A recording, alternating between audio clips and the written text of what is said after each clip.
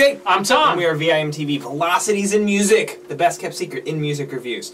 There is an album that is getting so much effing buzz right now that we absolutely could not turn our backs on it. And, you know, surprise, surprise, whenever there's an album that gets a lot of buzz out there with other critics and, you know, fans loving it, you guys usually request it. So you guys did request La Dispute's third record, Rooms of the House. La Dispute is a hardcore band? Is that how you would describe it? I would describe them that way. Hardcore. Sure. They're heavy. They, you know, a lot of you know, really clanging guitars, just really aggressive, distorted guitars, nice bass lines, full rock band sound, and a vocalist who is very rhythmic and yells a lot, and that's, you know, hardcore music, and I like it. Through Velocities in Music, we reviewed a number of hardcore artists, and I've generally found that some of their music is very, very good, and it has the potential, it has all the recipe ingredients in there to really just be something that knocks it out of the park for what I'm looking for in a record. So, seeing one garner so many critics' praise was interesting for me. Rooms of the House has an 88 on Metacritic right now, and so now Tom and I are going to decipher whether or not it was actually worth that Metacritic score. Tom, what was your take on Rooms of the House? Well, jumping into it, obviously the first thing you hear is the style, which you mentioned, hardcore, post-hardcore genre. This really reminded me a lot of bands like Thursday, Me Without You, Defeater, a little bit of At the Drive-In, Glassjaw, totally. Because, you know, you described the instrumentals very well, and this in particular is a really well-produced version of that That's sound. a really good point. It's very cleanly produced. It's not like gritty and grimy like early At the Drive-In or you know, some of those earlier post-hardcore albums from like the late 90s and early 2000s even. And obviously the genre goes back farther than that, but some of the stuff we're comparing it to a little more in that time frame. So, you know, there's that to take into account. What I really want to talk about real quick is the vocals, because vocals in this genre is something really interesting. I think it's hit or miss, and it turns off a lot of people. Absolutely. And here's why I think that is.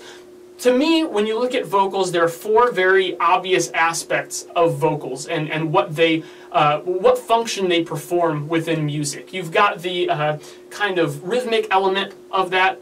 You've got the melodic element. You've got the lyrics themselves, and then you've got intensity.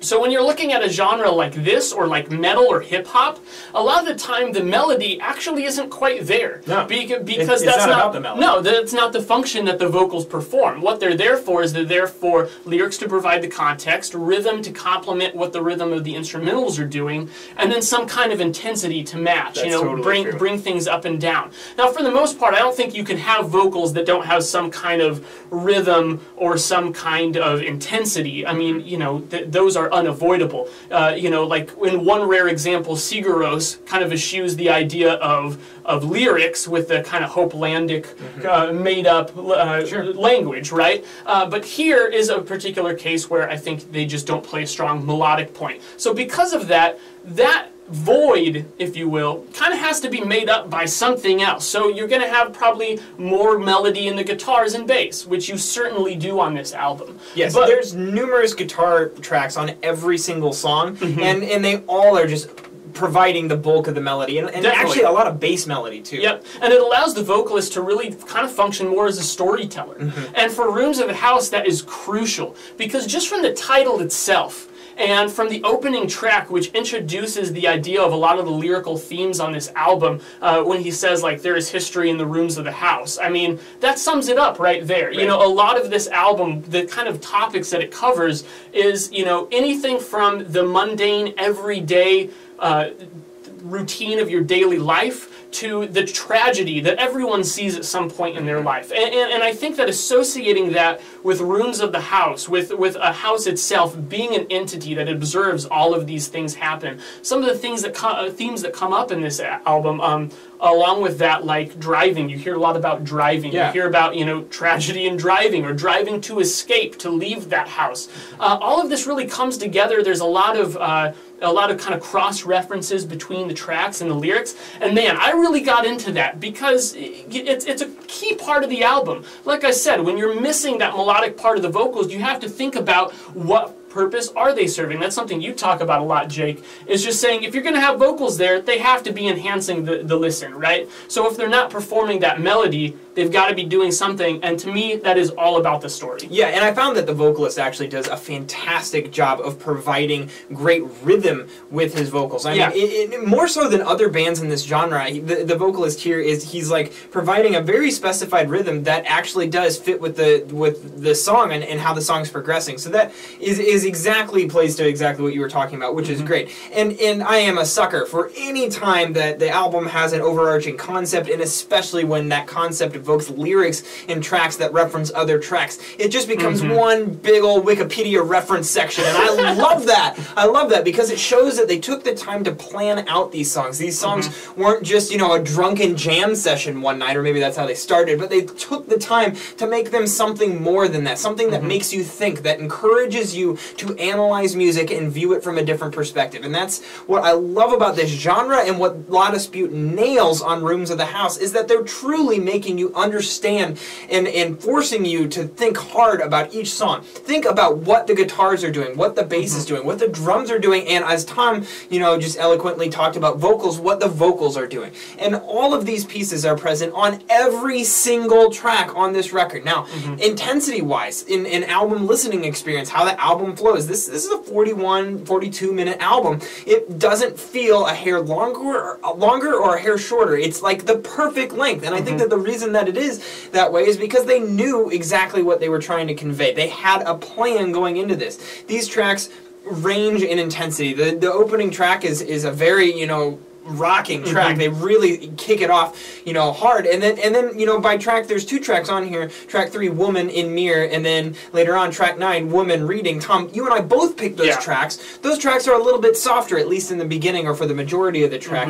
And they also reference other artists like Modest Mouse, who we might like a little bit. So you know, they're able to show a lot of variety. There's a track here on the later part of the album, The Child We Lost in 1963. While I like that track, it wasn't a track pick of either of ours, but it really reminded me at the drive-in. So they're able to encompass a lot of different styles within their genre, which is just impressive. What gets me though is that the instrumental performance on this record is something that you just don't hear an instrumental performance this good very often. I find myself, from the songwriting perspective, the different parts that each of these instruments played and the role that they played within the track, I find myself I cannot stop but like get into it. And my body's moving when I listen to this. I was, you know, on a long car ride last weekend listening to this in headphones, which is illegal, but who cares? And I probably gonna get in a bad accident because of it, and that would be ironic. Yeah, it would be. Anyways, but you know, I was like, my body, my head was bobbing, I was getting into it, and that's something that for me, it really takes something special for that to happen, and that's just because I listen to a lot of good music, so it really takes something to, you know, transcend that normal level of good music. So I was really impressed with this overall. And you know, while a lot of critics are saying that, you know, this song's about death and tragedy and everything, it's not really about that. It's reflection on those things that you deal with in your life, but it's about life and how life moves on after that and how we deal with death and tragedy. And that's a really much more beautiful thing, and that's summed up perfectly in the last track, Objects in Space, which Tom, you picked. I love that Would you explain that track a little bit? Because I think that track just sums up the album. It does. It kind of tells the story of it kind of feels like after the fact. You know, the vocalist or narrator, whatever perspective he's talking from, you know, I don't know if much of this is autobiographical. Personally, I don't even really care, frankly, because that's not really necessary for the listening experience to have an effect on you. No, exactly. But it kind of talks about going through all of these items, so kind of packing up, you know, putting things into boxes and looking at all these objects that are referenced throughout the past in the album. A lot of them come from like basement scenes, whether you're hiding from a storm or working on woodworking or something, comes up a couple of times, you know. And I think it's cool because it takes all of those objects, and if we think about the original theme that I mentioned of this album, of that kind of house being an entity in itself and all of the objects within it kind of having eyes and ears and observing all of the things that happen around them, then it's a great summary of all those things kind of coming together, being put into one box, closing the lid, closing the story, closing out the album, it's a really great way to end the whole thing. And they start the track by like they goof up a little bit, and then they restart. And I actually think that that's kind of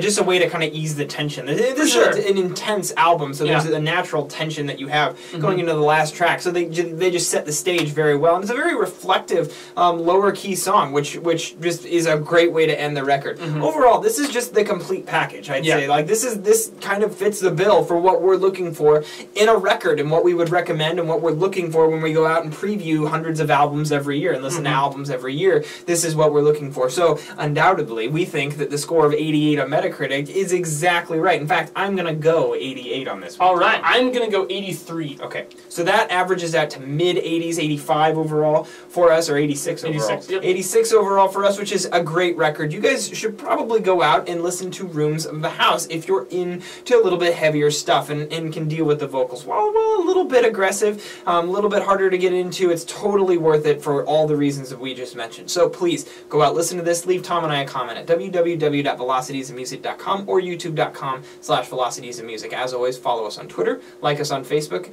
and let us know what records you'd like to see us review on this channel. I am Jake. I'm Tom. And we are VIMTV, moving music critique forward.